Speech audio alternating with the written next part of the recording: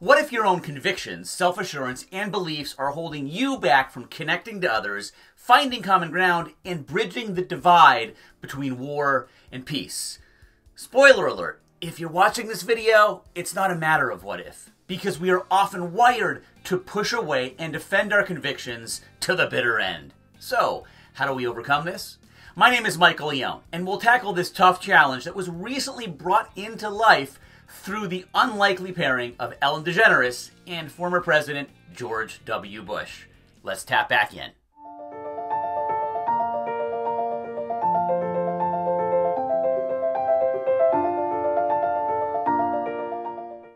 A video featuring Ellen DeGeneres and former President George W. Bush caused some, let's say, passionate discourse. The reason? Well, that might be fodder for a different video, but suffice it to say that people were divided on whether their friendly banter was an olive branch crossing the aisle of political and sociological divides, or if it was wildly inappropriate based on political actions taken and beliefs that people have. Now, before you hit stop on this video or run for the comments to defend your side, this video isn't here to answer who is right and who is wrong. Today, we're here to discuss what we often do when faced with people or an idea that challenges what we feel we know in our very core. Each of us is blessed or cursed with certain knowledge, and this knowledge shapes us and helps us to form opinions about what is right and what is wrong. And if you feel this describes something you are passionate about, you might be 100% right in what you believe, and someone that disagrees with you might be 100% wrong. However, simply believing you are right does not an argument winner make. And oftentimes, it's those gray areas between black and white where we can find commonality, agreement, and a way forward. That being said, have you ever told someone that they are 100% wrong? How'd that work for you? Did they pause, think for a moment, and say, you know what? You're right. What was I thinking? Of course not. People get defensive and instinctively protect their ideas and beliefs when faced with perceived threat of someone indicating that something they value is incorrect. Or, better yet, has someone ever told you that you were 100% wrong in a belief that you were passionate about? How'd that make you feel? Did you have a sudden flash of insight as the clouds of wrongness parted and the sun of truth became clear and suddenly you exclaim, you know what? You're right? No. In fact, I'd hypothesize that the very opposite is true. And yet, almost every day on social media, on the news, and in face-to-face interactions, what do? We tell people that they're wrong.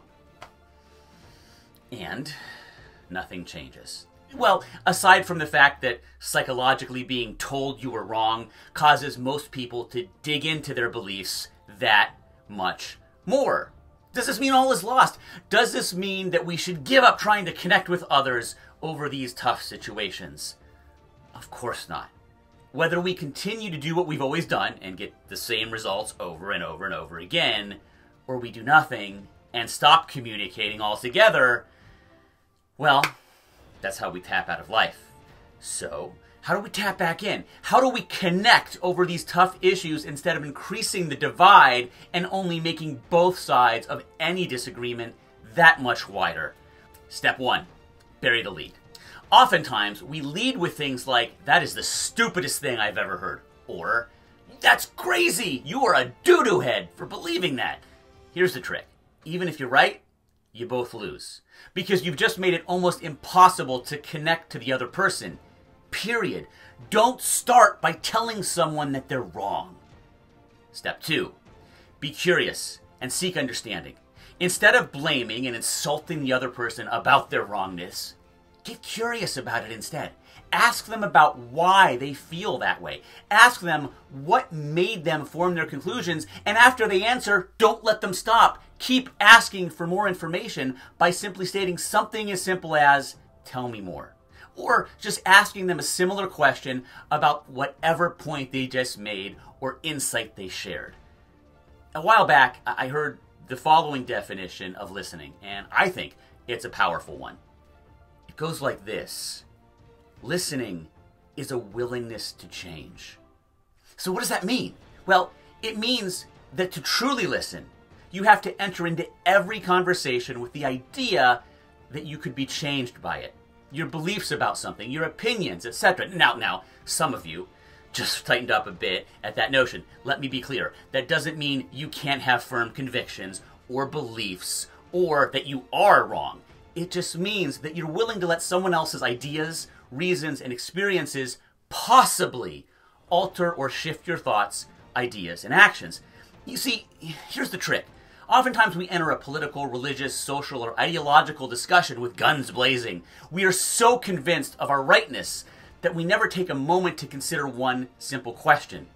Why does this other person believe that they are right? And moreover, why are they equally convinced that they are immovable in their resolve and vision? That should be fascinating to us. And in fact, that's part of what we are talking about here.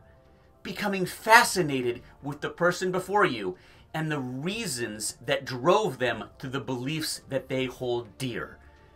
You see, if you understand the why about someone's beliefs, two things happen. You remember that the person in front of you is, in fact, a person with varied experiences that have shaped them, and consequently, you realize, oh, he or she is just like me. And that opens up the possibility for two more things to happen. One, that your opinion or belief might not be complete after all. And two, that this other person might, just might, have a good reason for believing what they do. And here's the bonus, or the trick. When you invest the time into truly understanding why a person believes what they believe, they often become just as curious about your why and why you believe what you believe. And now, you're in a dialogue where anything is possible. Does this mean that you'll both walk away with the solution to the problem? Of course not. Does it mean one or both of you will change your minds? Nope. But does it make crossing the divide possible and further the possibility that down the road, through understanding and genuine concern for why the other person believes what they believe, that more common ground can be found? You bet. And when that happens, anything is possible.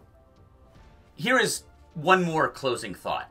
One thing that separates us from almost every other living being on this planet is this. We have the ability to empathize with others.